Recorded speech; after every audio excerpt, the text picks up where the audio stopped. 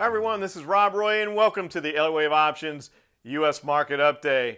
Well, it's official today. We poked the bear. The market actually moved down to the point where we're officially 20% off of the highs, or an official bear market. How low can we go from here? In a conference board survey of CEOs, 57% of the CEOs felt like we were going to be heading into a recession. What are the other 43% looking at? And Bitcoin is holding a major point of support. Is it time to buy Bitcoin? Let's take a look at the charts. At the time of this recording, it is late on Friday evening and the futures market is closed. If you like these recordings, please don't forget to hit that like button, or better yet, hit subscribe and be notified immediately. We do appreciate it. Taking a look at the chart, you can see that we did come off of the lows, but the key here was on the low of the day, we did poke the bear. We woke the bear from hibernation, officially touching bear market territory for a while. If you're wondering where that is, just for rough numbers, you can call 380 on the SPY, the level that hits bear market territory. You can see on the low we hit 380.54. So if you go from the high to the low, so from 480 to 380, that's roughly 100 points. Take that 100 points divided by 480. It's right around 20%. For most people, the definition of a bear market is when you've moved 20% from the highs. So now the question becomes, where do we go from here? How long will we be in a bear market, etc.? I think it was a pretty logical point for the market to turn and bounce today, which is exactly what happened. So do we move back up to this wave 4 now, or is there more selling to come? In last night's insiders meeting, which is something that we do for our Elliott Wave Option Alert subscribers every Thursday night, is for our Alert subscribers only. We have an extended session on the markets and a live Q&A. Talked about two scenarios in the market. You can see that we have this 5 target down here. Now these are time and price projections, and the Elliott Wave algorithm selected this area down here as a target price for a particular reason. So there's two scenarios, as I mentioned. A and B is what I presented them. Call them whatever you want. But one of two things is going to happen. Either we're going to continue down and hit somewhere around this level where that 5 projection is for a wave 3 and then bounce to a wave 4, or the wave 4 starts maybe now after officially hitting bear market territory. We move up, we label the wave 4, and then move lower. I think it's important to note that these are projections based on where the market currently is. So if we do move lower in the wave 3, these two levels will move down.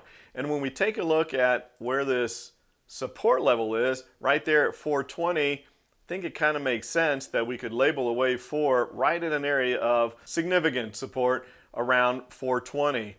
So I'd like your thoughts. Which scenario do you like? A, where we continue down and then bounce up and find a wave 4 labeling just under resistance there at 420? Or do we bounce from here, label the 4 right around the 420, maybe breaking above it a little bit, making people think, hey, everything's okay, and then we roll over and go down and hit the wave 5, and that wave 5 target is somewhere around 350. So do you prefer option A or option B? Leave a comment under the video on which of the two scenarios you think is going to apply in the markets. I would also like to note that we are not, believe it or not, oversold from the 10-day moving average. We actually tapped the 10-day moving average on the high today.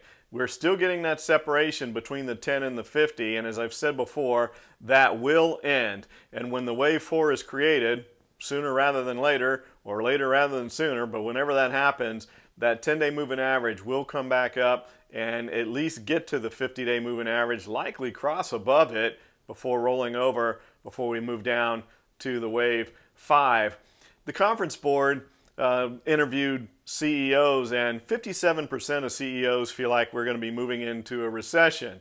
Makes you wonder, what are the other 43% doing? Maybe they're driving Teslas. So let's take a quick look at Tesla, and you can see, yikes, kind of an ugly chart there on Tesla. Moving down here, we've broken this area of support right in that 760 area we've talked about before. Slightly oversold, but not too significantly oversold on Tesla. And so man, can you imagine Tesla breaking 500? It looks like that's in the cards at some point in time. Again, sooner or later, but kind of correlating with the market's potential move. Also in that survey, 61% of CEOs said that business is worse, or they're seeing business being worse this quarter than last. No kidding. I know you may have seen the number today, but now they're estimating with gas prices that the average family is spending over $5,000 a year now on gas. So still a lot of people not driving Teslas. All right, let's take a look at the 10-year. Talked about this in our Tuesday night TradeFinder, where we were saying that, okay, the 10-year has come down, and you would think, all right, with a 10-year below 3%, that would be helpful to a potential market rally. And it may be, but the problem, and this is what we went through in TradeFinder, is the fact that the reason interest rates are going down is money is moving out of the equities market and into the bond market. So as prices go up, yields and rates come down. That's the reason we've broken below 3%. So that's not necessarily a great thing for the market until we get to the point where everybody says, I've had enough. Then perhaps we can have a little bit of a rally. If you're wondering about the numbers though, that Conference Board survey, when you get in the 55 to 60% range, that's starting to get to high levels. It doesn't sound that high, but those are high levels of bearishness, which means, hey, maybe we do get the bounce sooner rather than later. Looking at the dollar has backed off a little bit, and you've heard me with these videos before. I'm a big fan of the strong dollar. I like the dollar being up there, but this is a little bit too high. And when the dollar is this strong, it does hurt international commerce, companies with international exposure because of the exchange rate, etc.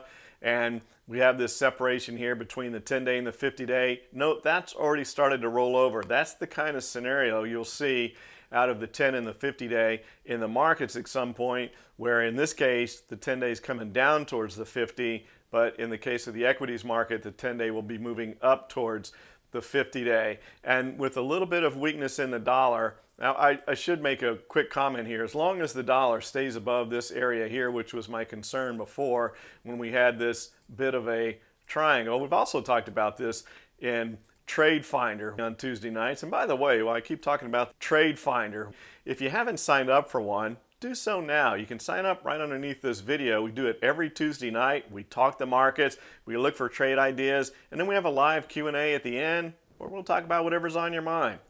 So sign up and join us next Tuesday if you haven't already.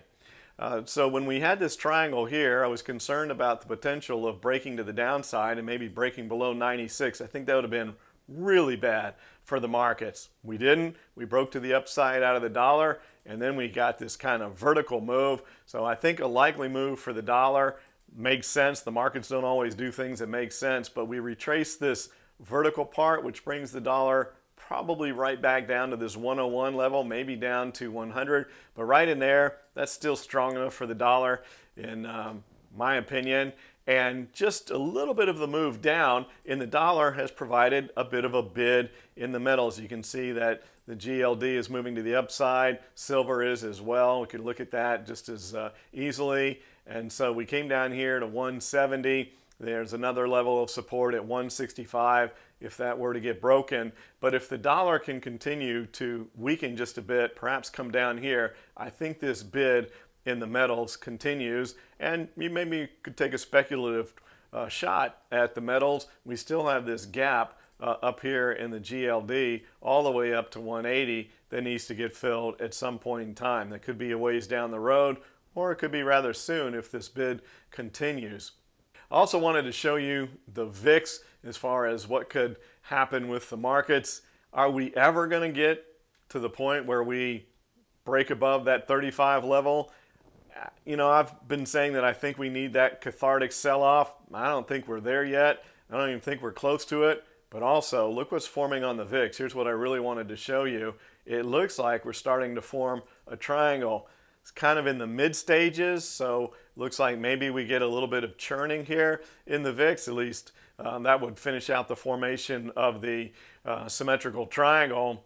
And then we could see a break to the downside. Maybe the markets break higher. A break to the upside, maybe we start to see that selling and potentially a cathartic move where the selling will at least be abated for a period of time. But pretty interesting movement on the VIX. Looking at some of our other markets, looking at the Qs. The Qs broke that 100% extension today, which that's significant. If we just go back yesterday, you can see where we've been consolidating right in this wave 5 target where we had exactly a 100% extension.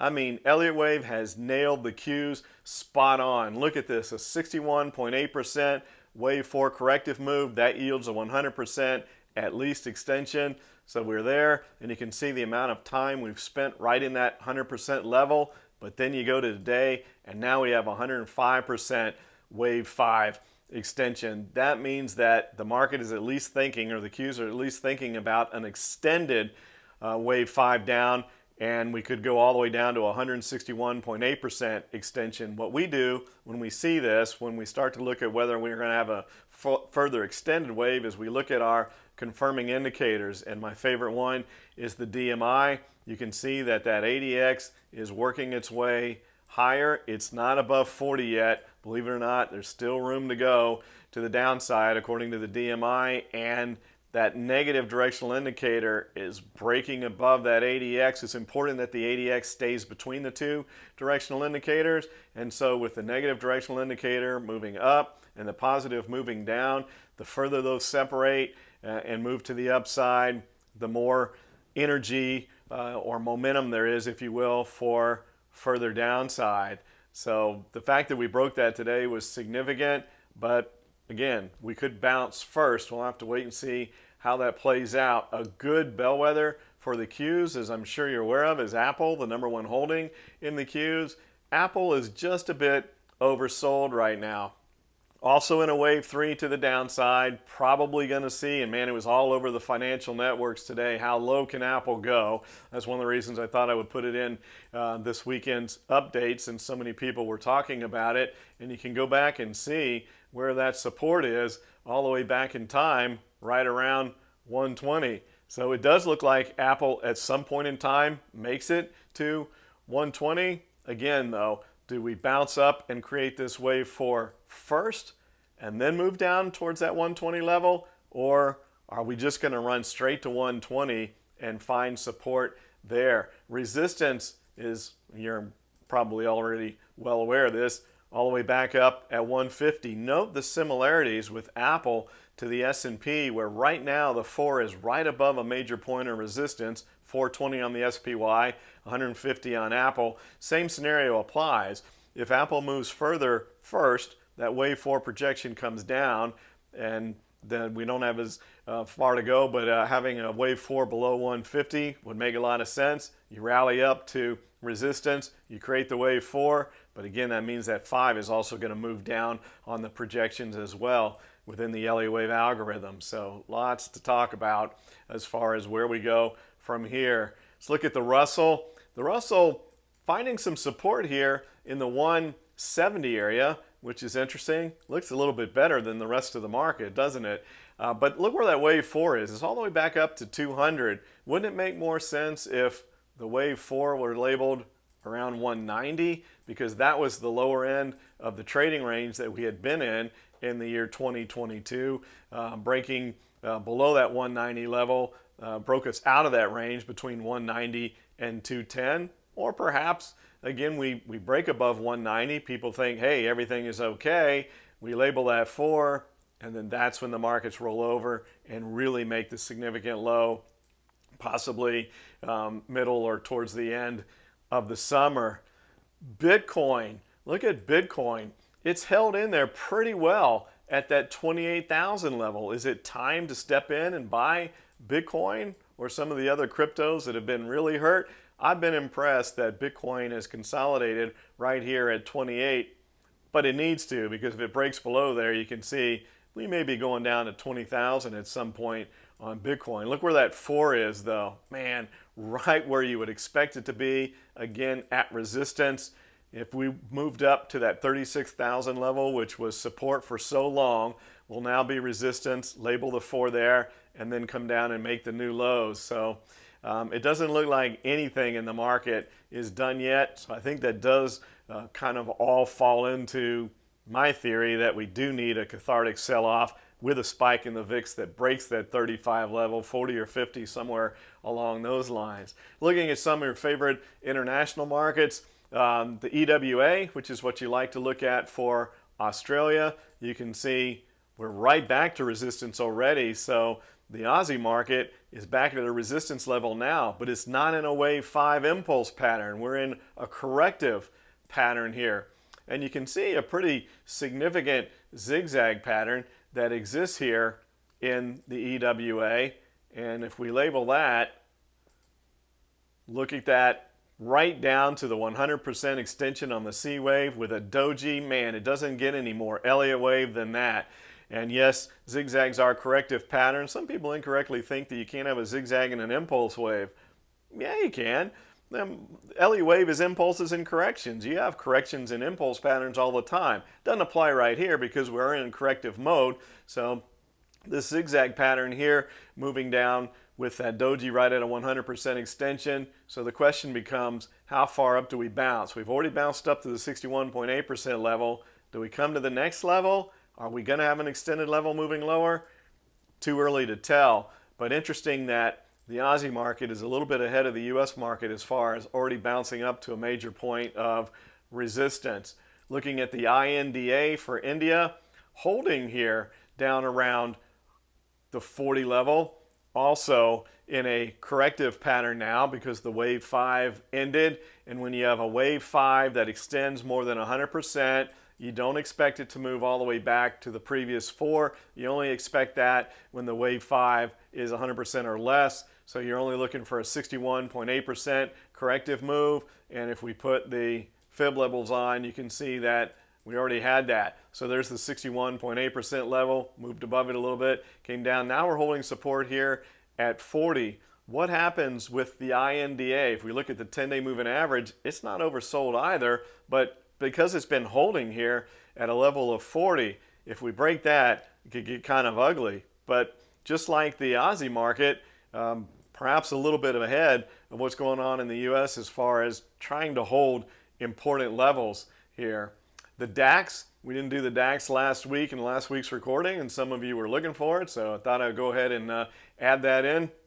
Also holding at a level here, but remember now the DAX has been underperforming a lot of the international markets, and if you haven't watched these videos in the past, you can go to our YouTube channel and watch all the rest of the SPY videos if this is the first one that you're watching. But that 5 relabeled to a 3, that's the third time that occurred. So Elliott wave has been nailing what's occurred in the DAX for a very long time, over a year. Every time we've come down to hit the wave 5 target, it's relabeled to a 3. It did it again. So we're right at a wave 4 with a 50% corrective level. My suspicion is that this 25, although it's trying to hold, will not hold. Maybe it does throughout the point in time when the US market bounces, whenever that is, but likely gets broken with a new potential wave 5 target somewhere in the 21 to 22 level if we hold this current setup. And that wave 4 has already labeled again, so